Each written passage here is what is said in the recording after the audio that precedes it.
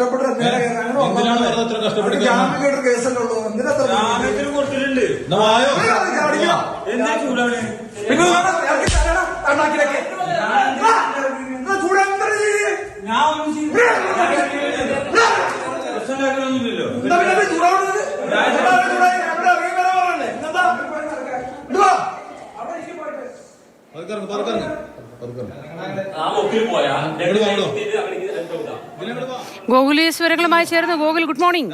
ഇത് സ്വന്തം വീടിന്റെ മച്ചിന്റെ മുകളിലാണോ കയറിയിരുന്നത്? വിശദ വിവരങ്ങൾ എന്താണ്? അതെ, കപ്പൂർ കാഞ്ഞിരത്താണി സ്വദേശി സുൽത്താൻ റാഫിയാണ് ഇത്തരത്തിൽ വീടിന്റെ മച്ചിൽ പോലീസ് പിടിക്കാൻ വന്നപ്പോൾ കയറിയിരുന്ന് രക്ഷപ്പെടാൻ ശ്രമിച്ചത്. കഴിഞ്ഞ 4-ാം തീയതിയാണ് ഈ കേസിന് ആസ്പദമായ സംഭവം ഉണ്ടായത്. ഞാങ്ങാട്ടിരിയിൽ വെച്ച് യുവാക്കളെ മർദ്ദിച്ച കേസിലാണ് ഈ